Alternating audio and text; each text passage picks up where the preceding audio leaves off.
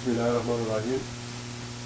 Selamun Aleyküm efendim. I've been reading about Mevlana Abdurrahman Jami Qaddasallahu Sirruh, who lived around the time of Shah Naqshbandi Qaddasallahu Sirruh. Mevlana Jami says, love is essential for our path. My question is, how do we fall in love?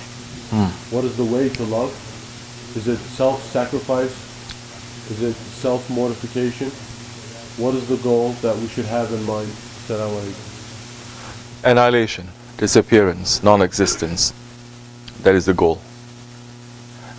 Non-existence. To not exist, not have a will, except for the will of that beloved one that you love. How are you going to do that? Here we're talking about love. First, ashq. Let's try to take away this idea of L-O-V-E in 21st century American Western understanding that is a very loaded word. First we try to shape it according to our purposes. Ashq. Don't use the word love. Ashq in Islamic tasawwuf way, it is something that completely burns you. It overtakes you. It is an energy, a force that will push you to do something, will push you and completely overtake you. It is not something, because I'm saying we have to shape it according to our discussion, because idea of love, 21st century Western idea of love is this buzz that you get very nice, you feel so good, your endorphins are released and you're just floating on cloud nine. No, it's not that. That may be in it a little bit, but that is the lowest level. So this ashq is something else. So when he talks about Mevlana Jami is saying that, he talks about a Holy Prophet is saying that, or Mevlana Rumi is saying that, Sahibul Saif is saying that, the love, ashq now, when it completely overtakes, because the ashq, you don't want to exist. You want to completely finish yourself, because it means that you want to be united. You want to disappear into the oceans of that one. You don't want to be separated. The beginning of the Masnawi, listen to the sounds of the reed, is singing of separation. Separation is the opposite of ashq. The ashq will make you to be completely annihilated and to be with that one that you love. That is very high level. We are talking about it. We haven't experienced it necessarily. We may get some idea here and there. But now that ashq now is not towards anything from this dunya when that word is being used. The English word can be used for anything. The word love. It can be used for loving French fries or freedom fries. I love freedom fries. I love pizza. And it can be also used to I love my father. I love God. They're saying God. So the same word, love. But the word ashq, it is different. You cannot use it. You cannot substitute it. And in so many other Eastern languages, especially those ones that has come into contact with Islam, you cannot substitute the words. Like, I come from Southeast Asia, from Malaysia, Singapore. We say that we like French fries. We cannot, in our language, we cannot say that we love French fries. We cannot say that we sayang French fries. We can, and there's another word, cinta. We cannot use that. You just cannot. It's never been used. You cannot use that. It doesn't fit. But in English, you can, because English is so many ways. I'm going to make people upset now, but this is, get as much upset as you want. English is not something that is completely divinely supported language. So,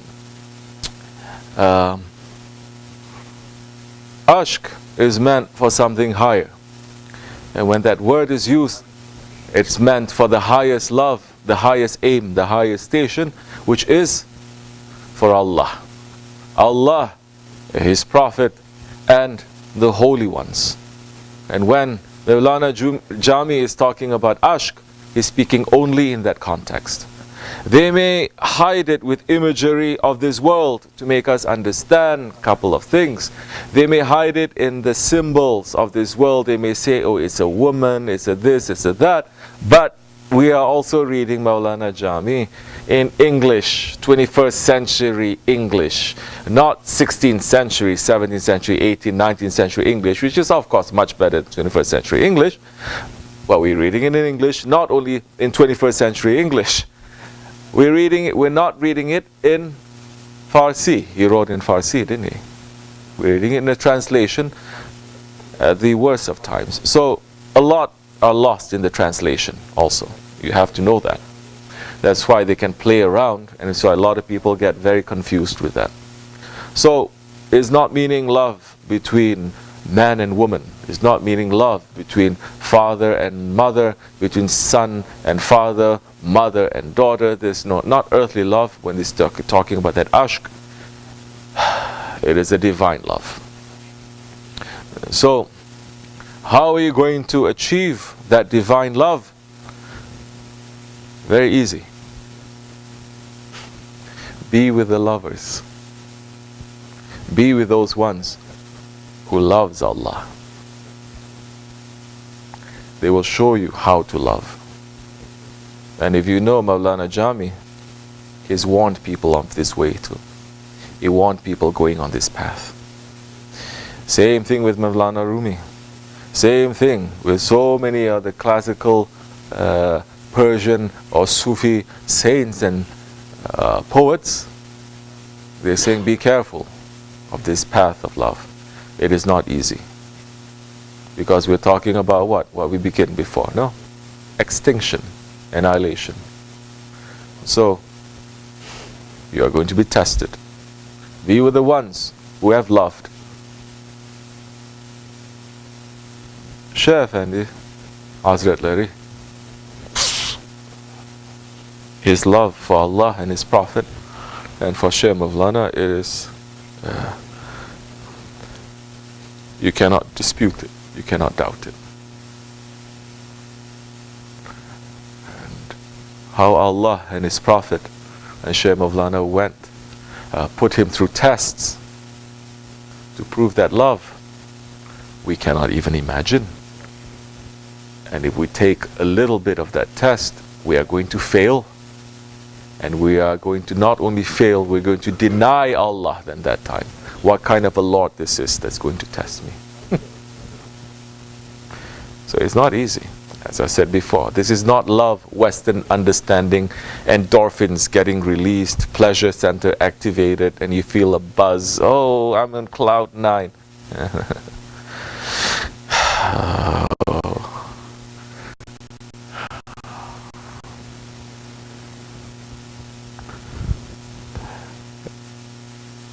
There's one awliya Allah.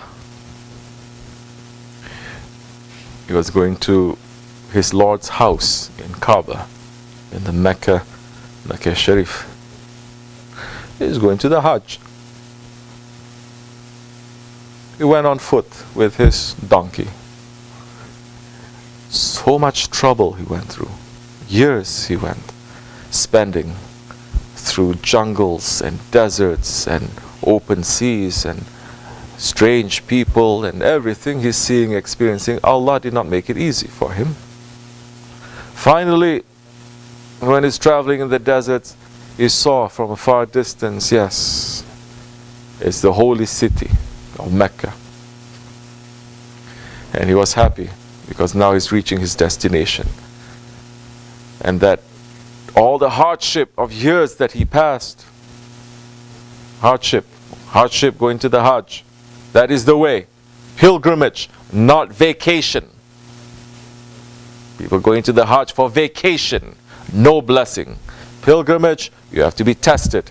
In the old days, people used to go Every third step that they make a sajda. Every third step, they make a sajda. It took them years to go to Mecca by foot. So tell me the level of today's Muslims. Level of love. They're not even smelling, understanding what it is.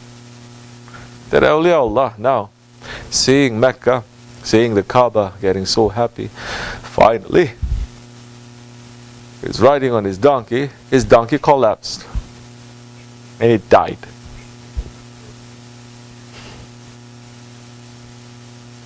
Then a voice came to him saying, "Oh, you who is looking for me, don't you know this is how we treat our friends?" And that one answered back, "That's why you have so few friends."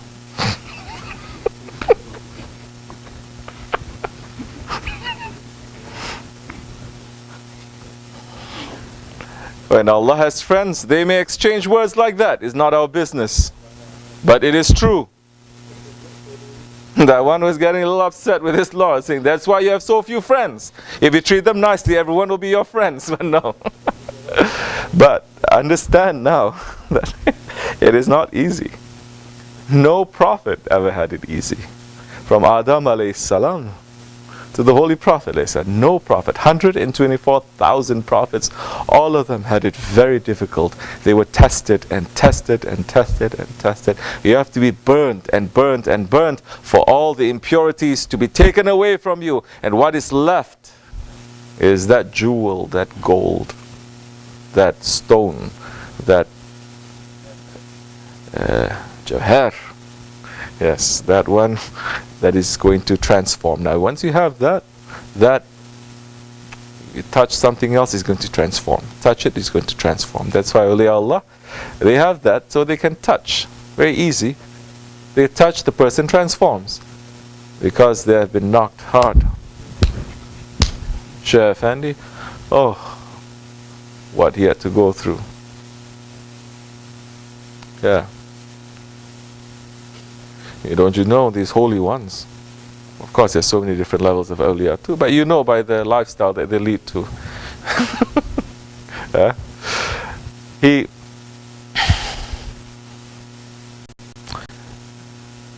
Some, Allah subhanahu wa ta'ala has made the dunya haram and the akhirat to be halal. Meaning that those ones that are the believers, where dunya is a prison to them, is a confusion to them, but the akhirat, it is halal, it is given to them. Some, the dunya, it is halal to them, but the akhirat is haram. And those ones whose hearts are far away from Allah, they don't believe this dunya is like a paradise to them. And then the akhirat becomes a jahannam for them. Some, Allah has made the dunya and akhirat to be forbidden. What does that mean? That means those ones, Allah did not create them for dunya, and He did not create them for akhirat. He created them for Himself. So, the dunya is made forbidden for them. Akhirat is also forbidden for them, meaning they don't live in this dunya to enjoy this dunya. Life is very hard, very difficult every day, very difficult for them, and still they're loving their Lord, but they are not loving their Lord and doing the work of their Lord for paradise either. They're doing it to make Allah to be happy with them. So, be with the lovers and be with the master of that love. That sheikh, that murshid is going to teach you how to love. It is a very dangerous, very hard, very harsh road. Don't listen to these ones, goofy Sufis saying, love, so easy, love. Depends what kind of love you want. Low level or high level? Definitely. But Islam, Tasawwuf, it's become a game. Game. You think this is it? So easy? Astaghfirullah. We have not achieved that. I have not achieved that. We are not claiming anything. But these are the things we've learned from our Shaykh that we want to share with people. That's it. I think this is enough for you. Assalamu alaikum wa rahmatullah.